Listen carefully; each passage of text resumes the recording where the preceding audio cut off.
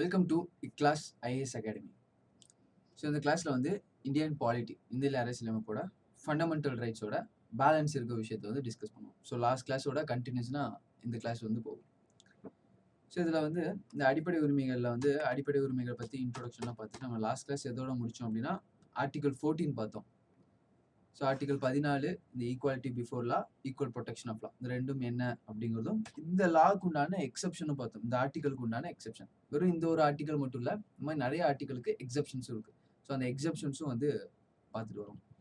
So அந்த வகையில் அடுத்தது ஆர்டிகல் 14 முடிச்சுட்டு ஆர்டிகல் 15, 16 அப்படின்னு லைனாக போகலாம். லாஸ்ட்டாக இந்த எல்லா ஆர்டிகளோட ஒரு ரிவிஷன் மாதிரியும் பார்ப்போம். இந்த ஆர்டிகல் 15, ஆர்டிகல் 15, ஸோ ஹிந்தியில் ஆர்டிகல் 15 அப்படின்னு சொல்லிட்டு ஒரு படம் கூட வந்து இப்போ ரீசெண்டாக இந்த நெஞ்சுக்கு நீதி அந்த படமும் இந்த ஆர்டிகல் 15 பற்றின ஒரு விஷயம் தான். மதம், இனம், சாதி, பாலினம், செக்ஸ், பிறந்த இடம், இது எதையும் வச்சும் ஒருத்தனை வந்து டிஸ்கிரிமினேட் பண்ணக்கூடாது அப்படிங்கிறது ஆர்டிகல் 15 கொடுத்துருக்காங்க. Prohibition of discrimination based on religion, race, caste, sex, place of birth. So இது வந்து ஒரு முக்கியமான ஒரு ஆர்டிகல். ஆர்டிகல் 15ல் யாரையும் சரிங்களா, எந்த ஒரு மனிதனையும் அவனோட மதத்தை காரணம் காட்டி அவனை டிஸ்கிரிமினேட் பண்ணக்கூடாது. இந்த மதம் இருந்தால் மட்டும்தான் இந்த விஷயம் கிடைக்கும் அப்படின்னு சொல்லிட்டு ஸ்டேட் வந்து டிஸ்கிரிமினேட் பண்ணக்கூடாது. அதே மாதிரி அவனோட ரேஸ், அடுத்தது அவனோட ஜாதி, கேஸ்ட், அடுத்தது அவனோட பாலினம், செக்ஸ், மேல், ஃபீமேல், டிரான்ஸ்ஜெண்டர், இந்த மாதிரி அவனோட செக்ஸ் வைஸும், அடுத்தது அவன் பிளேஸ் ஆஃப் பர்த், அவன் இந்தியாவில் எந்த இடத்துல பிறந்திருக்கான், இதெல்லாம் வச்சு ஒருத்தரை வந்து டிஸ்கிரிமினேட் பண்ணக்கூடாது அப்படின்னு சொல்லிட்டு ஆர்டிகல் 15 சொல்லியிருக்கு. ஆர்டிகல் 15ல சில எக்ஸப்ஷன்ஸும் இருக்கு. சில இடத்துல பார்த்தீங்க அப்படின்னா இந்த ரிலீஜியன் மட்டும்தான் இந்த இடத்துக்குள்ள போக முடியும். சில வேலைகள் கவர்மெண்ட்டோட வேலை, இந்த ரிலீஜியன் மட்டும்தான் இந்த வேலையை வந்து எடுத்துக்க முடியும். அந்த மாதிரி விஷயங்கள் இருக்கு. அது அதோட எக்ஸப்ஷன்ஸ். அந்த எக்ஸப்ஷன்ஸை எப்படி அவங்க லாஜிக்கலா, ரீசனா அது வந்து சப்ஸ்டன்ஷியேட் பண்றாங்க அப்படிங்கிற விஷயத்தையும் நம்ம பார்க்கலாம். இப்போ ஆர்டிகல் 15ல சரத்த 15ல மெயினா என்ன சொல்லியிருக்காங்க அப்படின்னா இந்த 5 விஷயங்கள் தான். மதம், இனம், சாதி, பாலினம், பிறந்த இடம். இந்த 5 இடத்துல வந்து ஒருத்தர் வந்து டிஸ்கிரிமினேட் பண்ணக்கூடாது. சிம்பிளா முடிஞ்சிருச்சு. ஆனா இதுல எக்ஸப்ஷன்ஸ் இருக்கு. எக்ஸப்ஷன்ஸ் அப்படின்னா வந்து விலக்கு. இதுல வந்து சில ப்ரொவிஷன்ஸ் விலக்கு கொடுத்துருக்காங்க. ஃபார் எக்ஸாம்பிளுக்கு முதல் விலக்கா என்ன சொல்றாங்க அப்படின்னா, விமன், சில்ட்ரன், வல்னரபிள் செக்ஷன் சொல்லுவாங்க. ரொம்ப சீக்கிரம் பாதிக்கக்கூடிய பிரிவினர் அப்படின்னா விமனும் சில்ட்ரனும். மற்றவங்களை கம்பேர் பண்ணும்போது, மற்ற மென் கம்பேர் பண்ணும்போது, மற்ற அடல்ட் கம்பேர் பண்ணும்போது இந்த சில்ட்ரன் குழந்தைகளும், விமன் பெண்களும் பார்த்தீங்க அப்படின்னா அதிகமாக பாதிக்கப்படக்கூடியவங்க. அதனால அவங்கள ப்ரொடெக்ட் பண்றதுக்காக சில ப்ரொவிஷன்ஸ் வச்சுக்கலாம். அப்படி வச்சாங்க அப்படின்னா அதை செக்ஸ் பேஸ் பண்ணி டிஸ்கிரிமினேட் பண்றதா எடுத்துக்க கூடாது அப்படிங்கிறத எக்ஸப்ஷன்ஸ்ல கொடுத்துருக்காங்க. ஸோ இந்த எக்ஸப்ஷன்ஸ் அப்படிங்கிறது article 15 sub clause 1, sub clause 2 அந்த மாதிரி நிறைய சப் கிளாஸஸ்ல கொடுத்துருப்பாங்க. சப் கிளாஸஸ் நம்பர்லாம் தேவை கிடையாது. ஆர்டிகல் 15 என்ன சொல்லுது, ஆர்டிகல் 15ல இருக்கக்கூடிய எக்ஸப்ஷன்ஸ் என்ன. முதல் எக்ஸப்ஷன், இந்த மாதிரி விமனுக்காக, பெண்களுக்காக, சில்ட்ரனுக்காக போடப்படக்கூடிய ஸ்கீம்ஸ் ஆகட்டும், ப்ரோக்ராம்ஸ் ஆகட்டும், சட்டங்கள் ஆகட்டும், இல்லை இடஒதுக்கீடே ஆகட்டும். இடஒதுக்கீடு எல்லா இடத்துலயும் எக்ஸாம்பிள் எடுத்துக்கலாம். விமனுக்குன்னு சொல்லி இடஒதுக்கீடு கொடுக்குறாங்க. அப்ப இந்த ஆர்டிகல் படி அது தப்பு தானே. அந்த ஆர்டிகல்ல சொல்லிட்டாங்க இல்லையா, யாரையுமே செக்ஸ் பேஸ் பண்ணி டிஸ்கிரிமினேட் பண்ணக்கூடாதுன்னு. ஸோ இதில் கொடுத்துருக்காங்க, யாரையுமே செக்ஸ் பேஸ் பண்ணி டிஸ்கிரிமினேட் பண்ணக்கூடாது. அப்போ விமனுக்கு மட்டும் ரிசர்வேஷன் கொடுக்குறது அவங்களோட செக்ஸ் பேஸ் பண்ணி டிஸ்கிரிமினேட் பண்ற மாதிரி அவங்க அந்த மாதிரி ஒரு விஷயம் தானே. ஆனால் அது எக்ஸப்ஷன்ஸ்ல கொடுத்துருக்காங்க, அது பண்ணலாம் அப்படிங்கிறதும். இன்னொரு எக்ஸப்ஷன் என்ன கொடுத்துருக்காங்கன்னா, சிட்டிசன்ஸ், இது ரொம்ப முக்கியமான ஒரு விஷயம் பார்த்துக்கோங்க. சிட்டிசன்ஸ் ஃப்ரம் சமூக அல்லது கல்வி ரீதியாக, social or educationally backward classes, சமூகம் மற்றும் கல்வியில் பின்தங்கி இருக்கிற அந்த பிரிவினருக்காக, அவங்களோட அப்லிஃப்ட்மெண்ட்காக, அவங்க வந்து மேலே வரக்காக ஏதாச்சும் ப்ரொவிஷன்ஸ் பண்ணினாங்க அப்படின்னா அது வந்து டிஸ்கிரிமினேஷன் கிடையாது. ஃபார் எக்ஸாம்பிளுக்கு இந்த ரிசர்வேஷன், ஃப்ரீ எஜுகேஷன். இந்த ஃப்ரீ எஜுகேஷன் ஒரு பிரைவேட் ஸ்கூல்லையும் பார்த்தீங்க அப்படின்னா 25% ஃப்ரீ எஜுகேஷன் பாவர்ட்டியில் இருக்கக்கூடிய பீப்புளுக்கு கொடுக்கணும். அதை வந்து மற்றவங்க பார்த்தீங்க அப்படின்னா மீதி 75% அவன் காசு கட்டி படிச்சுட்டு இருக்கான். ஆனால் 25% சும்மா படிக்கிறாங்க. அப்போ இது ஒரு டிஸ்கிரிமினேஷன் தானே. அது டிஸ்கிரிமினேஷன் கிடையாது. ஸோ இந்த மாதிரி டிஸ்கிரிமினேஷன்ஸ்லாம் ஆங்கிலத்தில் என்ன சொல்லுவாங்க அப்படின்னா பாசிட்டிவ் டிஸ்கிரிமினேஷன் சொல்லுவாங்க. Positive discrimination. இந்த டிஸ்கிரிமினேஷன்லாம் அலௌடு. இந்த மாதிரி டிஸ்கிரிமினேஷன் பண்ணலாம். ஸோ ஆர்டிகல் 15 அதில் இருக்கக்கூடிய எக்ஸப்ஷன்ஸ் இப்படி தான் படிக்கணும். ஆர்டிகல் 15 என்ன சொல்லுது, யாரையும் இந்த 5 இதில் வந்து டிஸ்கிரிமினேட் பண்ணக்கூடாது. அதில் ஒரு எக்ஸப்ஷன்ஸ், விமனும் சில்ட்ரனும் எக்ஸப்ஷன்ஸ் சரிங்களா. அவங்களுக்காக ரிசர்வேஷன் கொண்டு வரலாம், அவங்களுக்காக ப்ரோக்ராம்ஸ் கொண்டு வரலாம். அது அதை வந்து இந்த மாதிரி டிஸ்கிரிமினேஷன் அப்படின்னு சொல்லிட்டு ஏற்றுக்க முடியாது சரிங்களா. அதை வந்து இந்த மாதிரி பாகுபாடுன்னு சொல்லிட்டு நம்ம வந்து கருதிட முடியாது. அதே மாதிரி இன்னொரு ப்ரொவிஷன்ஸ் இருக்கு. இந்த சோஷியலி மற்றும் எஜுகேஷனலி, சமூகம் மற்றும் இந்த கல்வியில பின்தங்கி இருக்கவங்களுக்காக. இதுல பாத்தீங்க அப்படின்னா social or educationally backward classes. இதுல வந்து இந்த எக்கனாமிக் கிளாஸஸ் இல்ல. எக்கனாமிக் அப்படின்னா பொருளாதாரத்துல பின்தங்கி இருக்கிறவங்க வந்து ஆர்டிகல் ஃபர்ஸ்ட் கான்ஸ்டிடியூஷன்ல அது கொடுக்கப்படல. ஆர்டிகல் 15லும் எக்கனாமிக்கலி பேக்வர்ட் செக்ஷனை பத்தி பேசவே இல்லை. அடுத்த ஆர்டிகல் பார்க்கலாம், சரத்து 16. அதுல பேசியிருப்பாங்க. அதுலயும் இவ்வளவு நாள் எப்படி இருந்துச்சுன்னா, அதுலயும் சமூகத்தில் பின்தங்கி இருக்கிறவங்க, அதே மாதிரி எஜுகேஷனலி பின்தங்கி இருக்கவங்க, இவங்களை பத்தி தான் பேசியிருந்தாங்க. இப்ப 3வதா வந்து பொருளாதாரத்துல பின்தங்கி இருக்கவங்களையும் சேர்த்துக்கிட்டாங்க. ஒரு சட்ட திருத்தம் பண்ணி சேர்த்துக்கிட்டாங்க. 103வது சட்ட திருத்தம் இல்லையா? அதுல வந்து இந்த இடபிள்யூஎஸ் செக்ஷன் கொண்டு வந்தாங்க. அது ஆர்டிகல் 16. அது நம்ம பார்ப்போம். ஆனா ஆர்டிகல் 15 பொறுத்த வரைக்கும் என்ன தெரிஞ்சுக்கணும், அதுல 2 விஷயம் தான் பேசியிருக்காங்க. கல்வியில் பின்தங்கி இருக்கவங்க, அடுத்தது வந்து சமுதாயத்தில் பின்தங்கி இருக்கவங்க. சோஷியலி பேக்வர்ட்னா யாரு? For example SC. ஸோ அவங்களுக்கு பல 100 ஆண்டுகளா அவங்களுக்கு வந்து இந்த வரலாற்று தவறு அப்படின்னு சொல்லுவாங்க. ஹிஸ்டாரிக்கல் ராங்ஸ் அவங்களுக்கு நடந்திருக்கு. ஸோ அவங்க கேஸ்ட் சிஸ்டம் மூலியமா அவங்க வந்து சில இடத்துக்கு அவங்களுக்கு அக்சஸே இல்ல. ஸோ பள்ளிக்கூடத்துக்கு அக்சஸ் இருந்தா தானே அவங்க படிச்சு மேல வந்திருக்க முடியும். ஸோ அதெல்லாம் இல்ல. அதனால அவங்க பின்தங்கி இருக்காங்க. ஸோ அதெல்லாம் கரெக்ட் பண்ணணும் அப்படின்னா அவங்களுக்கு ரிசர்வேஷன் கொடுக்கணும். அதான் சோஷியலி பேக்வர்ட் கிளாஸஸ். இன்னொன்னு அதனால என்ன ஆகுது அப்படின்னா அவங்களுக்கு எஜுகேஷனும் இல்லாம போயிடுச்சு. அதனால அவங்க எஜுகேஷனலி பேக்வர்ட் கிளாஸஸா இருக்காங்க. இங்க எக்கனாமிக் அப்படிங்கிறது பேசவே இல்ல. ஆர்டிகல் 15ல பொருளாதாரம் அப்படிங்கிறது வரல. அது முக்கியமான ஒரு கேட்சா நோட் பண்ணிக்கோங்க. இப்போ ஆர்டிகல் 15 சிம்பிளா சொல்லியாச்சு. எக்ஸெப்ஷன்ஸ் இருக்கு. அடுத்தது ஆர்டிகல் 16. ஆர்டிகல் 16 என்ன சொல்லுது அப்படிங்கறத ஃபர்ஸ்ட் பார்த்துருவோம். ஆர்டிகல் 16 என்ன சொல்லுது அப்படின்னா, இந்தியர்கள் யாருக்கும் இல்ல, இந்தியால யாருக்கும், குடிமகனுக்கு, இதெல்லாம் பாத்தீங்க அப்படின்னா வெறும் சிட்டிசனுக்கு மட்டும்தான், இந்திய குடிமகனுக்கு மட்டும்தான், ஏலியன்ஸ்க்கு இல்ல, ஃபாரினர்ஸ்க்கு இல்ல. இந்திய குடிமகன் அல்லாதவனுக்கு இந்த ஆர்டிகல் 16 அப்ளை ஆகாது. கடைசியா பார்க்கலாம் எது இந்திய குடிமகனுக்கு எது இல்ல அப்படிங்கறத இப்பயும் பார்த்துட்டு கடைசியாவும் ஒரு கோரியா பார்த்துட்டு அது ஃபேக்சுவலா திரும்ப படிக்கிறதுக்கு யூஸ் ஆகும். இப்போ ஆர்டிகல் 16 இதுல என்ன சொல்லுது அப்படின்னா, இந்தியன் யாரா இருந்தாலும் பொது பணியிடத்துல பப்ளிக் எம்ப்ளாய்மெண்ட் அவனுக்கு கொடுக்கணும். அந்த பப்ளிக் எம்ப்ளாய்மெண்ட்ல டிஸ்கிரிமினேட் பண்ணக்கூடாது, பாகுபாடு பார்க்கக்கூடாது. எதுல எல்லாம் பார்க்கக்கூடாது? இப்போ முன்னாடி பார்த்த அதே கேட்டகரி தான். முன்னாடி பார்த்த மாதிரியே இந்த religion, race, caste, sex, place of birth, residence இதுல எல்லாத்தையும் பாகுபாடு பார்க்கக்கூடாது. So simple. 15 பொதுவா சொல்லுது, டிஸ்கிரிமினேஷன் பண்ணக்கூடாது, யாரையும் வந்து பாகுபாடு பார்க்கக்கூடாது. ஸோ ஒரு பப்ளிக்கான ஒரு பப்ளிக் வெல் இருக்கு சரிங்களா, பொது கிணறு இருக்கு. அந்த பொது கிணறுல எல்லாத்துக்கும் அது சமம் சரிங்களா. அது இந்த சாதியினர் தான் எடுக்கணும் அப்படின்னு பண்ணக்கூடாது. அந்த மாதிரி யாராவது பண்ணாங்க அப்படின்னா அது ஆர்டிகல் 15க்கு எதிரானது. ஆர்டிகல் 15 அடிப்படை உரிமை.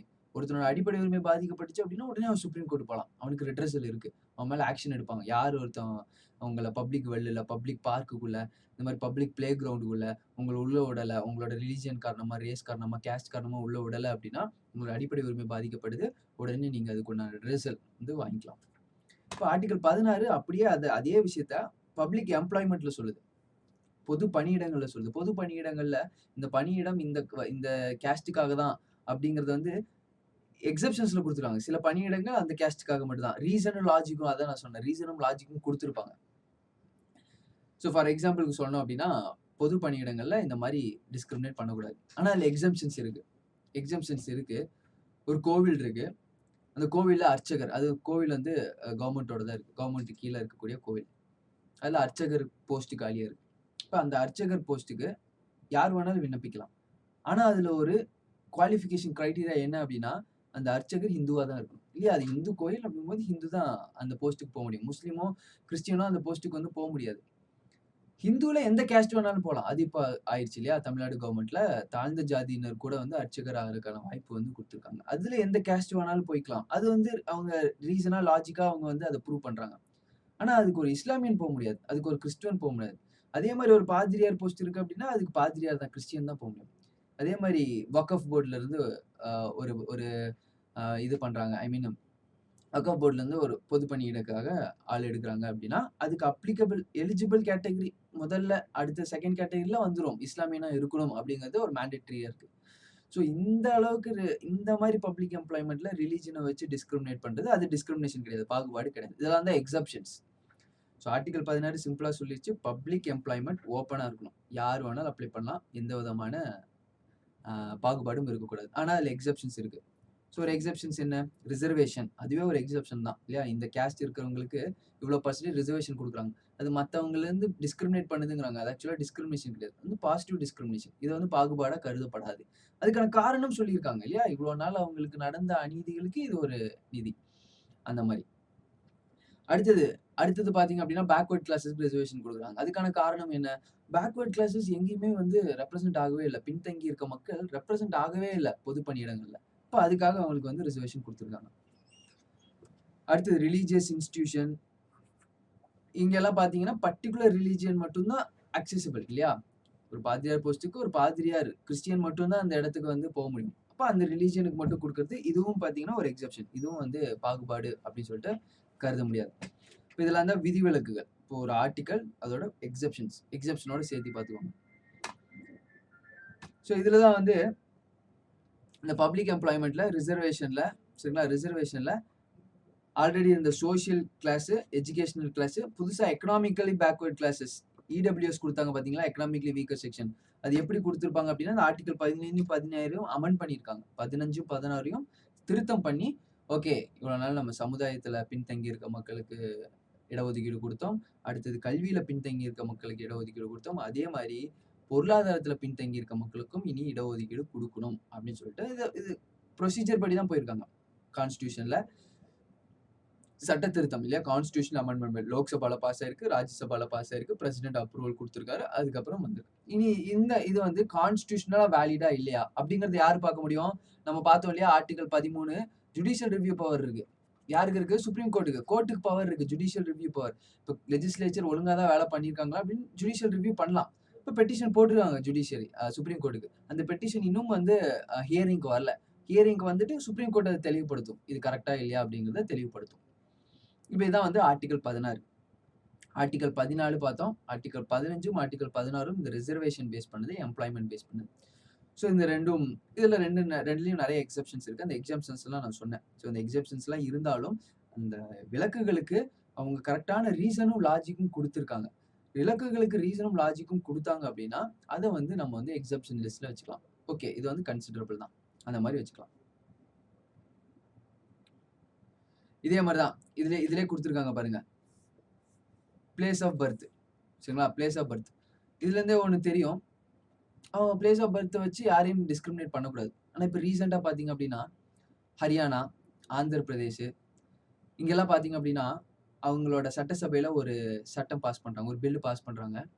அதாவது ஆந்திர பிரதேஷ்ல இருக்கக்கூடிய பப்ளிக் கம்பெனிக்கு வந்து பப்ளிக் செக்டார் ஆகட்டும், அதே மாரி ஹரியானால both public and private sector. So அங்கெல்லாம் யாரு வேலைக்கு எடுக்கணும் அப்படின்னா, 70% உள்ளூர்காரங்கள தான் எடுக்கணும். ஹரியானா பீப்பிள தான் எடுக்கணும். 70% இங்க ஆந்திர பிரதேஷ் பீப்பிள் தான் எடுக்கணும். இந்த மாரி ஒரு சட்டம் எப்படி வரும்? இது ஆர்டிகிள் 15க்கும் 16க்கும் எதிரால இருக்கு. ஸோ அதிலேயே தெளிவா சொல்ட்டாங்களே, யாரையும் பிளேஸ் ஆஃப் பர்த் வச்சு டிஸ்கிரிமினேட் பண்ணக்கூடாது. இல்ல அதே மாரி பப்ளிக் எம்ப்ளாய்மென்ட்ல யாரையும் டிஸ்கிரிமினேட் பண்ணக்கூடாது. அதே கேட்டகரில டிஸ்கிரிமினேட் பண்ணக்கூடாதுன்னு சொல்ட்டாங்க இல்லையா? அப்ப ஹரியானா கவர்ன்மெண்ட் ஒரு லா பாஸ் பண்றாங்க. சட்டசபையில. ஒரு லா பாஸ் பண்றாங்க. இந்த மாரி இங்க இருக்கிறவங்களுக்கு தான் 70% ரிசர்வேஷன். இது எங்க இருந்து? இது அந்த ஆர்டிகிள் 15க்கும் 16க்கும் புறம்பா இருக்கே! அப்படின்னு சொல்லிட்டு கேட்டிருந்தாங்க. அதே மாரி சுப்ரீம் கோர்ட்டும் சொல்லியிருந்துச்சு. ஆர்டிகிள் 15, 16க்கு இது எதிரா இருக்கு. அதனால இந்த மாரி ரிசர்வேஷன் குடுக்க முடியாது அப்படிங்கிறதும் தெளிவுபடுத்தியிருக்காங்க. ஸோ அதே மாரி நெறைய ரிசர்வேஷன்ஸ்ல நெறைய ஜட்ஜ்மெண்ட்ஸ்லாம் வந்துச்சு. நம்ம இந்தியாவ பொறுத்தவரைக்கும் நம்ம ஒரு ஒரு ஃபேமஸான ஜட்ஜ்மெண்ட் இந்த இந்திரா சாஹ்னி ஜட்ஜ்மெண்ட். இந்திரா சாஹ்னி ஜட்ஜ்மெண்ட். இந்த ஜட்ஜ்மெண்ட் பத்தி இன்னும் டீட்டெயில்டா பார்க்கலாம். இது ஒண்ணும் இல்ல. இது ஒரு சுப்ரீம் கோர்ட்டுக்கு வந்த ஒரு கேஸ். அந்த ஜட்ஜ்மெண்ட்ஸ்ல நெறைய ப்ரொவிஷன்ஸ் வந்திருக்கு. அதுல ஒண்ணு இம்பார்ட்டன்ட் என்ன அப்டின்னா, ரிசர்வேஷன் இடஒதுக்கீடு இந்தியா இந்தியா சுப்ரீம் கோர்ட் சொல்லுது. ஒட்டுமொத்த இந்தியாவுக்கும் சொல்றாங்க. இடஒதுக்கீடு வந்து சென்ட்ரல் கவர்ன்மென்ட்டும் குடுக்கும். அந்தந்த ஸ்டேட் கவர்ன்மென்ட்டும் இடஒதுக்கீடு குடுப்பாங்க. 2 பேருமே குடுப்பாங்க. இப்ப ஃபார் எக்ஸாம்பிள்க்கு நீங்க வந்து யுபிஎஸ்சி எக்ஸாம் படிக்கிறீங்க. யுபிஎஸ்சி எக்ஸாம் படிக்கிறீங்க. நீங்க ஒரு முஸ்லீமா இருக்கீங்க அப்டின்னா, நீங்க அதர் பேக்வர்ட் கிளாஸஸ்ல வருவீங்க. அதர் பேக்வர்ட் கிளாஸஸ் அப்படிங்கிறதுக்கான ரிசர்வேஷன் சென்ட்ரல் கவர்ன்மென்ட்ல எவ்வளோ இருக்கோ அந்த பெர்சன்டேஜ் உங்களுக்கு 27%, 26% உங்களுக்கு. இதே நீங்க வந்து டிஎன்பிஎஸ்சிக்கு படிக்கிறீங்க, முஸ்லீமா இருக்கீங்க அப்படின்னா, நீங்க வந்து தமிழ்நாடு ரிசர்வேஷன்ல பேக்வர்ட் கிளாஸஸ் கீழ பிசி முஸ்லிம்ஸ் தனி கேட்டகரில வருவீங்க இல்லையா? பிசி கீழ பிசிஎம். பிசிஎம்ல வெறும் முஸ்லிம்ஸ் மட்டும் தான் இருக்காங்க. இந்த மாதிரி வெறும் முஸ்லிம்ஸ்க்கான ரிசர்வேஷன் சென்ட்ரல் கவர்ன்மென்ட்ல இல்ல. நம்மள வந்து ஓபிசில ஃபுல்லா சேர்த்துருவாங்க. முஸ்லிம்ஸ் வந்து ஓபிசில ஃபுல்லா சேர்த்துருவாங்க. அதனால அவங்களுக்கு தனி ரிசர்வேஷன், இவங்களுக்கு தனி ரிசர்வேஷன். 2 பக்கமும் ரிசர்வேஷன் இருக்கு. இந்த ரிசர்வேஷன் ஸ்டேட் ரிசர்வேஷன் கொடுத்தாலும் சரி, சென்ட்ரல் ரிசர்வேஷன் கொடுத்தாலும் சரி, அதை 50% தாண்டக்கூடாது. 50% தான் கேப். ஏன்னா மீதி இருக்க 50% ஓப்பன் கேட்டகரியா இருக்கணும். எல்லாரும் போட்டி போடுற மாதிரி அது 50% இருக்கணும் அப்படிங்கிறது இந்திரா சாஹ்னி ஜட்ஜ்மெண்ட்ல ஒரு இம்பார்ட்டன்டான ப்ரொவிஷன். ஸோ இந்த 50% கேப்பை வந்து பிரேக் பண்ணக்கூடாது. ஏதாச்சும் எக்ஸப்ஷன்ஸ் இருக்கு சரிங்களா? ஏதாச்சும் ஒரு எக்ஸ்ட்ரீம் சுச்சுவேஷன்ல ரீசன் சொல்லி, லாஜிக் சொல்லி பிரேக் பண்ணிக்கோங்க அப்படின்னு அந்த ஜட்ஜ்மெண்ட் கொடுத்துருக்காங்க. அப்போ இவ்வளோ நாள் பார்த்தீங்கன்னா 49% தான் இருந்துச்சு நம்ம ரிசர்வேஷன் இல்லையா? இந்தியாவில் வந்து சென்ட்ரலில் சொல்கிறேன். 49.5% தான் ரிசர்வேஷன். ஓபிசி, எஸ்சி, எஸ்டி எல்லாத்தையும் சேர்த்துக்கோங்க. ஓபிசிக்கு வந்து 27%, எஸ்சி எஸ்டிக்கெல்லாம் 14%. அதே மாதிரி எல்லா ரிசர்வேஷனும் சேர்த்துனீங்க அப்படின்னா 49 ரிசர்வேஷன் 49% தான் இவ்வளோ நாள் இருந்துச்சு. இப்போ இதில் எக்ஸ்ட்ரா 10% ஆட் பண்ணிட்டாங்க. இடபிள்யூஎஸ் ஆட் பண்ணி 59% ஆக்கிட்டாங்க. இந்தியாவில் தமிழகத்தில் ஆல்ரெடி அதிகமாக இருக்குது. 69% ரிசர்வேஷன் இருக்குது. இப்போ தமிழகத்தில் வந்து 69% ரிசர்வேஷன் இருக்குது. ஸோ இது எல்லாமே இந்திரா சாஹ்னி ஜட்ஜ்மெண்ட்டுக்கு 50% கேப் தான் இருக்கணும் அப்படிங்கிறதுக்கு எதிராக தான் இருக்குது. ஆனால் அதில் அவங்க ஒரு எக்ஸப்ஷன் சொன்னாங்க. ரீசனும் லாஜிக்கும் சொல்லிட்டு நீங்கள் வச்சுக்கோங்கன்னு அதே மாதிரி இவங்க 2 பேரும் ரீசனும் லாஜிக்கும் சொல்லி வச்சுக்கிட்டாங்க. ஸோ இந்திரா சாஹ்னி கேஸ் ஜட்ஜ்மெண்ட்டும் இந்த ரிசர்வேஷனுக்கு ரிலேட்டடான ஒரு இம்பார்ட்டன்டான ஜட்ஜ்மெண்ட். இப்போ ஆர்டிகல் 15, ஆர்டிகல் 16 இந்த ரிசர்வேஷன் ரிலேட்டடாக இனியும் ரிசர்வேஷன் இப்போ இடபிள்யூஎஸ் கொண்டு வந்தாச்சு. இனி இடபிள்யூஎஸ் ரிசர்வேஷன் 10% இருந்து 15% ஆக்கணும். அப்போ என்ன பண்ணணும்? ஆர்டிகல் 16 அமெண்ட் பண்ணணும். ஆர்டிகல் 15, 16 திருத்தம் பண்ணணும்.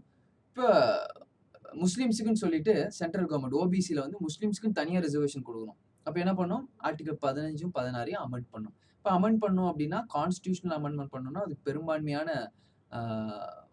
இது வேணும், பெரும்பான்மையான சப்போர்ட் வேணும், ஆதரவு வேணும். ஸோ அதெல்லாம் இருந்துச்சு அப்படின்னா அமெண்ட் பண்ணிக்கலாம். இப்போ எல்லாத்துக்கும் கான்ஸ்டியூஷன்லாம் எப்படி அமெண்ட் பண்ணணும் அதெல்லாம் வந்து நம்ம இனி பின்னாடி பார்ப்போம். ஆனால் இப்போதைக்கு ஜஸ்ட் தெரிஞ்சுக்கோங்க, சட்ட புத்தகத்தையே அமெண்ட் பண்ணணும், அதை வந்து மாற்றணும் அப்படிங்கிறது கொஞ்சம் கஷ்டம். அது மட்டும் தெரிஞ்சுக்கோங்க. அடுத்ததான் வந்து இது வந்து ஆர்டிகல் 15, 16. அடுத்ததான் முக்கியமான ஒரு ஆர்டிகல் 17. இது எல்லாமே ஈக்குவாலிட்டியில் வருது. இது எல்லாமே வந்து இந்த ஈக்குவாலிட்டி இந்த பிரின்சிபல் கீழே வருது. ஆர்டிகல் 14லேருந்து 18 வரைக்கும். ஸோ இதெல்லாமே வந்து ஒருத்தனோட இந்த சமநிலை இல்லையா, ஈக்குவாலிட்டி, அதை வந்து டிஸ்கிரிமினேட் பண்ணுற மாதிரி இருக்கக்கூடிய விஷயங்கள். அபாலிஷன் ஆஃப் அன்டச்சபிலிட்டி, தீண்டாமை ஒழிப்பு. தீண்டாமை வந்து ஒரு பாவ செயல், ஒரு தண்டனைக்குரிய குற்றமான செயல் இல்லையா? இப்போ இந்த அன்டச்சபிலிட்டி அப்படிங்கிறது வந்து இதோட பிரீஃப் பார்த்தீங்க அப்படின்னா ஹிந்து வர்ணாசிரமம் அப்படிங்கிறபடி ஹிந்துவோட ஸ்ட்ரக்சர்ஸ் சரிங்களா, ஹிந்துவோட கேஸ்ட் ஸ்ட்ரக்சர் சாதி அமைப்பு எப்படின்னா ஒரு 4 வகையாக பிரிக்கிறோம். வர்ணா சிஸ்டம் அப்படின்னு சொல்லுவாங்க. 4 வகையாக பிரித்து வச்சிருக்காங்க. இந்த மேல் தட்டுல இருக்கவங்க யாரு அப்படின்னா வந்து பிராமணர்கள். அதுக்கு அடுத்தது பாத்தீங்கன்னா சத்திரியர்கள். அதுக்கு அடுத்தது பாத்தீங்கன்னா வைஷ்யாஸ். அது லாஸ்டா இருக்கவங்க வந்து சூத்ராஸ். ஸோ ஹிந்துவோட கேஸ்ட் சிஸ்டம் அப்படிங்கிறது இப்படி பிரிஞ்சிருக்கும். பிராமணர்கள், அதுக்கு கீழே சத்திரியர்கள், வைஷ்யர்கள், சூதரர்கள், இதெல்லாம் உங்களுக்கு தெரிஞ்சிருக்கும். பிராமணர்கள் அவங்க வந்து ப்ரீஸ்லி கிளாஸஸ். ஸோ அவங்க தான் வந்து ஏதோ ஒரு ரிச்சுவல், கல்யாணம் அதுலலாம் அவங்க கலந்துப்பாங்க. இதுக்கெல்லாம் அவங்களுக்கு காசு கிடைக்கும் இந்த மாதிரி இருக்கிற ரிச்சுவல்ஸ் பண்ணுறது. ஸோ மிடிவல் பீரியட்லாம் பார்த்தீங்க, ஆன்ஷியன்ட் பீரியட்லாம் பார்த்தீங்கன்னா பிராமணர்கள் ரொம்ப செழிப்பாக இருந்தாங்க, ரொம்ப பணக்காரங்களாக இருந்தாங்க, ரொம்ப பவர் உடையவங்களாக இருந்தாங்க. அடுத்ததாக பார்த்தீங்க அப்படின்னா சத்திரியர்கள், ஆளும் வர்க்கம். இவங்க தான் வந்து ரூல் பண்ணிட்டு இருந்தாங்க. இந்த வாரியர் கிளாஸ்ன்னு சொல்லுவாங்க, சண்டை போடுறது, கிங்காக இருக்கிறது எல்லாமே சத்திரியர்கள். அடுத்ததாக வந்து விவசாயம், ட்ரேடு, வர்த்தகம் இதெல்லாம் பண்ணுறவங்க வந்து வைஷ்யர்கள். கடைசியில் இந்த 3 உயர்ந்த குடிகளுக்கும் பணிவிடை வேலை செய்கிறவங்க சரிங்களா, அவங்க வீட்டு வேலை செய்கிறது சரிங்களா, அந்த மாதிரி அவங்களுக்கு உண்டான ஹெல்ப்பர்ஸு, அடிமைகளாக கொத்தடிமைகளாக இருக்கிறவங்க வந்து சூத்திரர்கள்.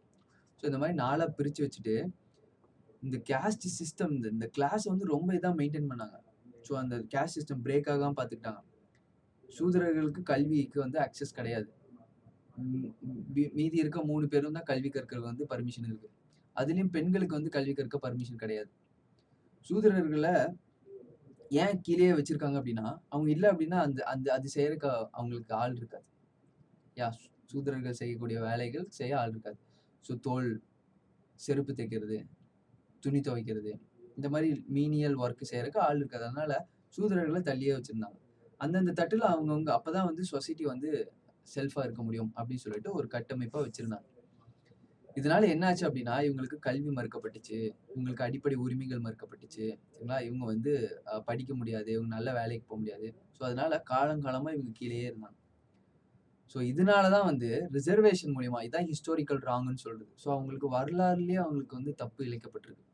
ஸோ இவங்களோட தப்புக்கு சரி பண்ணணும். உங்களுக்கு நடந்த கொடுமைகள் சரியாகணும் அப்படிங்கிறதுக்காக, இவங்களுக்கு ரிசர்வேஷன் இடஒதுக்கீடு குடுக்குறாங்க. இந்த 27% இடஒதுக்கீடு. அதுல அவங்க மட்டும் தான் போ முடியும். அப்பதான் அவங்களோட ரெப்ரசன்டேஷன் இருக்கும்ல. ஸோ அதுக்காக ரிசர்வேஷன்ஸ் குடுக்குறாங்க. இந்த 4 வர்ணங்களையும் வராதவங்க, சரிங்களா? பிராமணர்களையும் வராம, சத்திரியர்களையும் வராம, வைசியர்களையும் வராம, சூத்திரர்களையும் வராம இருக்கக்கூடிய ஒரு பிரிவினர் இருக்காங்க. அவங்க தான் அன்டச்சபிள்ஸ். அவங்க தான் அன்டச்சபிள்ஸ். தீண்டத்தகாதவர்கள். திரும்ப சொல்றேன். பிரம்மனோட தலையில இருந்து வந்தவங்க வந்து பிராமன்ஸ். பிரம்மனோட தோல்ல இருந்து வந்தவங்க வந்து சத்திரியர்கள். பிரம்மனோட கால்ல இருந்து வந்தவங்க வந்து வைசியர்கள். பிரம்மனோட பாதத்துல இருந்து வந்தவங்க சூத்திரர்கள். இந்த 4 வர்ணங்களிலும் வராம இருக்கக்கூடிய ஒரு கேட்டகரி தான் தீண்டத்தகாதவர்கள், அன்டச்சபிள்ஸ் அப்படிங்கிறவங்க. நல்லா தெரிஞ்சுக்கோங்க. நிறைய பேர் சூத்திரர்களும் அன்டச்சபிள்ஸும் ஒண்ணுன்னு நினைச்சுப்பாங்க. சூத்திரர்கள் விட ரொம்ப மோசமான நிலைமையில அன்டச்சபிள்ஸ் இருக்காங்க. அன்டச்சபிள்ஸ் வந்து ஊருக்குள்ளேயே விட மாட்டாங்க. அவங்கள கண்ணுல பார்த்தாலே தீட்டு. அந்த அளவுக்கு அவங்களோட நிழல் அவங்க மேல படக்கூடாது. அன்டச்சபிள்ஸ் நடக்கும்போதே இந்த மட்டை இருக்கும் இல்லையா? பனை மட்டைகள். அத வந்து பின்னாடி கட்டிக்கிட்டே நடப்பாங்க. ஏன்னா, அவங்க போற இடத்த அவங்களே கிளீன் பண்ணிட்டு போற மாரி பின்னாடி. ஸோ அந்த அளவுக்கு பார்த்தீங்க அப்படின்னா, தீண்டத்தகாதவர்கள் அன்டச்சபிள். இவங்கள விட ரொம்ப மீனியலான ஒர்க் பண்றவங்க. மலம் அள்ளுறது, இந்த மாரி முடி திருத்தம் பண்றது, அந்த மாரி ஒரு மீனியலான ஒர்க் பண்றதுக்காக இந்த தீண்டத்தகாதவர்கள இந்த 4 வர்ணங்களையுமே இல்லாம வச்சிருந்தாங்க. இப்போ இந்த அன்டச்சபிலிட்டி, அபாலிஷன் ஆஃப் அன்டச்சபிலிட்டி அப்படின்னு சொல்லிட்டு ஆர்டிகல் 17ல டிஃபைன் பண்ணியிருக்காங்க. சரத்து 17ல இந்த தீண்டாமை ஒழிப்பு. நம்ம நிறைய ஆர்டிகல் இதுக்கு முன்னாடிலாம் பார்த்தோம். ஈவன் ஃபண்டமெண்டல் ரைட் அடிப்படை உரிமைகளே பார்த்தீங்க அப்படின்னா, நாட் அப்சல்யூட்னு பார்த்துருப்போம் இல்லையா? நாட் அப்சல்யூட்னா முழுமையானது இல்ல. நிறைய எக்ஸெப்ஷன்ஸ்லாம் பார்த்தோம் இல்லையா? ஒரு இத பார்த்துட்டு அடுத்தது எக்ஸெப்ஷன்ஸ் பார்த்துட்டோம். ஆனா இந்த ஆர்டிகல் 17 மட்டும் இருக்கக்கூடிய எல்லா அடிப்படை உரிமைகள்ல ஆர்டிகல் 17 மட்டும் அப்சல்யூட் இன் நேச்சர். இதுல எக்ஸெப்ஷன்ஸே கிடையாது. ஸோ எந்த ஒரு இடத்துல ஒருத்தனை வந்து அன்டச்சபிள், டிஸ்கிரிமினேட் பண்றாங்க, அன்டச்சபிள் தீண்டாமை ஒழிப்பு அப்படிங்கிறது பிராக்டிஸ் ஆகுதோ, அவனுக்கு உடனே வந்து இந்த ஆர்டிகல் 17ல அடிப்படை உரிமை பாதிக்கப்பட்டது. அதுக்கு உண்டான தண்டனை, அதுக்கு உண்டான கேஸ் வந்து போடலாம். அதுலயும் சுப்ரீம் கோர்ட் தெளிவா சொல்லியிருக்கு. கான்ஸ்டிடியூஷனல் இன்ஃபாக்ட் வந்து தெளிவா சொல்லியிருக்காங்க. இந்த அன்டச்சபிள் தீண்டாமை ஒழிப்பு அப்படிங்கிறது வெறும் தொடர்றது மட்டும் இல்ல. ஒருத்தனை வந்து தொடாம ஒருத்தனை வந்து இப்ப அன்டச்சபிள், அவனை தொடக்கூடாது அது மட்டும் கிடையாது. இப்ப இந்த மாதிரி பழக்க வழக்கங்கள் இல்லையா? இப்ப வந்து கோயிலுக்குள்ள விடாம இருக்காங்க இல்லையா? இப்ப இது தொடர்றதுக்கும் தொடாம இருக்கிறதுக்கும் இது சம்மதமே இல்ல. ஒருத்தர் ஒரு ஒரு சர்டன் பிரிவினரை வந்து கோயிலுக்குள்ள விட மாட்டேறாங்க. So it is a form of untouchability. So பெண்களை வந்து சபரிமலைக்குள்ள உள்ள விட மாட்டாங்க, அந்த கோயிலுக்குள்ள விட மாட்டேறாங்க. இப்போ சுப்ரீம் கோர்ட் சொல்லிச்சு it is a form of untouchability. இதுவும் ஒரு தீண்டாமை ஒழிப்பு. ஸோ அதுதான் அபாலிஷ் பண்ணுங்க. ஆர்டிகல் 17 சொல்லுது. அதனால பெண்களையும் பார்த்தீங்க அப்படின்னா எந்த வயதுக்கு உட்பட்ட பெண்களையும் பார்த்தீங்கன்னா கோயிலுக்குள்ள விடணும். இது வந்து அன்டச்சபிலிட்டி. உள்ள விடல அப்படின்னா இட் இஸ் அன் அன்டச்சபிலிட்டி. அதனால அது உள்ள விட சொல்லியிருக்காங்க. அந்த மாதிரி அபாலிஷன் ஆஃப் அன்டச்சபிலிட்டி காலங்காலமா நிறைய சுப்ரீம் கோர்ட் முன்னாடி எக்ஸ்பேண்ட் ஆகிட்டே இருந்திருக்கு. அதோட டெஃபினிஷன் எக்ஸ்பேண்ட் ஆகிட்டே இருக்கு. இதுல ஒண்ணு தெரிஞ்சுக்க வேண்டிய விஷயம், இட் இஸ் அன் அப்சல்யூட். இது வந்து முழுமையான ஒரு சரத்து. அது எந்த வகையிலையும் பார்த்தீங்கன்னா ப்ராக்டிஸ் பண்ணக்கூடாது. ப்ராக்டிஸ் பண்ணா உடனே அதுக்குண்டான தண்டனை வந்து கொடுக்கப்படும். இப்போ அபாலிஷஸ் அன்டச்சபிலிட்டி இன் எனி ஃபார்ம் அப்படிங்கிறது அதுதான் குறிக்கிறாங்க. வெறும் தொடர்றது மட்டும் இல்ல. போய் சொல்ல முடியாது இவன் என்ன தொட மாட்டேங்கிறான் அதனால. அது மட்டும் அன்டச்சபிலிட்டி கிடையாது. கோயிலுக்குள்ள விடாதது. இப்ப அவங்கள வந்து நீங்க அவங்கள பத்தி ஒரு டிரகேட்டிவ் ரிமார்க்ஸ் குடுக்குறீங்க. இப்போ உங்க ஸ்கூல்லயே ஒருத்தர் சூதரர் கீழ இல்ல அன்டச்சபிளா இருக்காரு அப்படின்னா, அவர பத்தி ஒரு ரிமார்க் குடுக்குறீங்க. ம். ஆ இப்போ ஒரு ரீசென்ட்டா நியூஸ்ல கூட பார்த்தீங்கன்னா தெரியும். ஒரு பால்வாடியில ஒரு தாழ்ந்த இன பெண் சமைச்ச சாப்பாட வந்து ஆ சாப்பிடக்கூடாதுன்னு சொல்லிட்டு, அந்த மத்த சக பசங்களோட பேரண்ட்ஸ் சொல்றாங்க. இது என்ன ஒரு கொடுமைன்னா, அங்க இருக்க டீச்சர்ஸும் அதுக்கு ஒத்துக்குறாங்க. அந்த பால்வாடியோட டீச்சர்ஸ். அவங்க வந்து சமைக்கிறவங்க. பால்வாடியில சமைக்கிற அரசு ஊழியர். அவங்க வந்து தாழ்த்த இனம். அவங்க சமைக்கிற சாப்பாட்ட எங்க பசங்க சாப்பிட மாட்டாங்கன்னு பேரண்ட்ஸ் சொல்றாங்க. அது அந்த டீச்சர்ஸும் ஒத்துக்குறாங்க. உடனே இது அரசுக்கு தெரிய வருது. உடனே என்ன பண்ணாங்க அப்டின்னா, அந்த பேரண்ட்ஸ் மேலயும் ஆக்ஷன் எடுத்தாங்க. அந்த டீச்சரையும் பார்த்தீங்க அப்டின்னா சஸ்பெண்ட் பண்ணாங்க. So any form untouchability in any form is punishable. இத தான் குறிப்பிட்டிருக்காங்க. அதே மாதிரி enforcement of any disability arising out of untouchability shall be an offence punishable under. தீண்டாமையால் எழும் எந்த ஒரு இயலாமையும் அமல்படுத்துவது சட்டத்தின்படி தண்டனைக்குரிய அறிவாகும். ஸோ ஏதாச்சும் ஒரு லா போடுறாங்க, அது இந்த தீண்டாமையை வந்து அமல்படுத்துற மாதிரி இருந்துச்சு அப்படின்னா இட் இஸ் அன் அன்டச்சபிலிட்டி. சரிங்களா? அது வந்து அன்டச்சபிள் தான். ஏதாவது ஒரு பர்சன் வந்து அன்டச்சபிலிட்டினா, இவன் வந்து தீண்டாமைக்காக வந்து இவன் மேல கேஸ் போடுறாங்க அப்படின்னா, அவன் சாகுற வரைக்கும் அவன் வந்து எலெக்ஷன்ல நிக்க முடியாது. So he is debarred from standing in an election.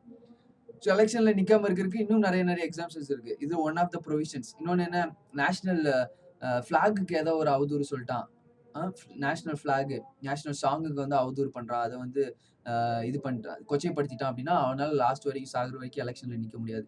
அதே மாதிரி இந்தியாவோட செக்யூரிட்டிக்கு எதிராக வந்து ஏதாவது டெரரிசம்க்கு ஹெல்ப் பண்றாங்க, அண்டை நாட்டோட சேர்ந்து வச்சுட்டு அதாவது இந்தியாவுக்கு எதிராக பிளாட் பண்றாங்க, இந்த மாதிரி காரணங்களுக்காக அவனால கடைசி வரைக்கும் பாத்தீங்க அப்படின்னா எலெக்ஷன்ல நிக்க முடியாது. வெறும் கிரிமினல் கேஸ் இருந்தா கூட எலெக்ஷன்ல நிக்கலாம். சரிங்களா? கொலை கேஸ் இருந்தா கூட எலெக்ஷன்ல நிக்கலாம். ஆனா இந்த மாதிரி அன்டச்சபிள் கேஸ் இருந்துச்சுன்னா அவனால எலெக்ஷன் நிக்க முடியாது. நாட்டுக்கு எதிராக ஏதாவது துரோகமோ, நாட்டுக்கு எதிரான கண்ட்ரி கூட சேர்ந்து ஏதாவது பிளாட் பண்ணி இந்த விஷயங்கள்லாம் வந்துச்சு அப்படின்னா எலெக்ஷன்ஸ்ல நிக்க முடியாது. இப்போ மெயினா ஒண்ணு அன்டச்சபிலிட்டி பிராக்டிஸ் பண்ணா அவனால எலெக்ஷன்ஸ்ல நிக்க முடியாது. ஸோ இதான் வந்து ஆர்டிகல் 16. இன்னொன்னு ஆர்டிகல் 18. இதோட வந்து அந்த ஈக்குவாலிட்டி, ரைட் டு ஈக்குவாலிட்டி வந்து கம்ப்ளீட் ஆயிடும். இப்போ அபாலிஷன் ஆஃப் டைட்டில்ஸ், இது ஒரு முக்கியமான ஒரு ஆர்டிகல். ரீசெண்டாக வந்து நியூஸ்லலாம் வந்துட்டு இருக்கு. ஸோ இதில் நல்லா ஒன்று தெரிஞ்சுக்கணும். அபாலிஷன் ஆஃப் டைட்டில்ஸ்னு என்ன சொல்கிறாங்க அப்படின்னா,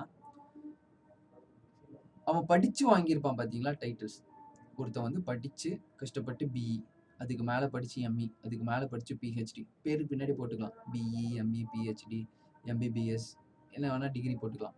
அந்த பட்டம் வந்து டிஸ்கிரிமினேஷன் கிடையாது இல்லையா? அந்த இது எல்லாமே டிஸ்கிரிமினேஷன் பற்றி தான் பேசியிருக்காங்க, பாகுபாடு பற்றி தான் பேசியிருக்காங்க.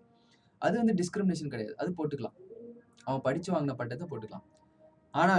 ஆனால் என்ன கொடுத்துருக்காங்க அப்படின்னா, இந்த மாதிரி பத்ம விபூஷன் கவர்மெண்ட் வந்து அவார்டு கொடுக்குது பார்த்தீங்களா, இந்த அவார்டு வந்து அவன் பேருக்கு கீழே போடக்கூடாது. இந்த அவார்டை வந்து அவன் பேருக்கு பின்னாடி போடக்கூடாது. பத்மபூஷன், பத்ம விபூஷன், பத்மஸ்ரீ கமல்ஹாசன் பேர் போடக்கூடாது. ஆனா அவர் கமல் தரப்புல என்ன சொல்லுது அப்படின்னா, அவங்க பேர் போடல. சரிங்களா? அவங்க வந்து பேர் போட சொல்லல. நிறைய இடங்களை பார்த்துப்பீங்க பத்மஸ்ரீ கமல்ஹாசன். ஆக்சுவலா பத்மஸ்ரீ கமல்ஹாசன் அந்த பத்மஸ்ரீ போடக்கூடாது. இது வந்து லா படி போடக்கூடாது. ஆனாலும் அவங்க போட்டுக்கிறாங்க. அவங்க என்ன சொல்றாங்கன்னா, அது நாங்க போடல. சரிங்களா? அது நாங்க போடல. ரசிகர்கள் போடுறாங்க. இல்ல அவங்க வேற ஏதோ ஒரு காரணங்கள் வந்து சாட்டிறாங்க. அவங்களா முன் வந்து அது போடல அப்படிங்கிறத அவங்க தரப்புல கொடுத்துருக்காங்க. இது யாராவது அது பெரிய கேஸா எடுத்தாங்க அப்படின்னா, அது ஆக்சுவலா அது வந்து லா வயலேட் பண்றது தான்.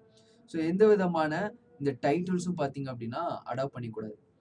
Only military titles. சரிங்களா? இந்த மாதிரி கேப்டன், ஜெனரல்னு அவங்களோட பதவியின் காரணமா வந்தது டைட்டிலா போட்டுக்கலாம்.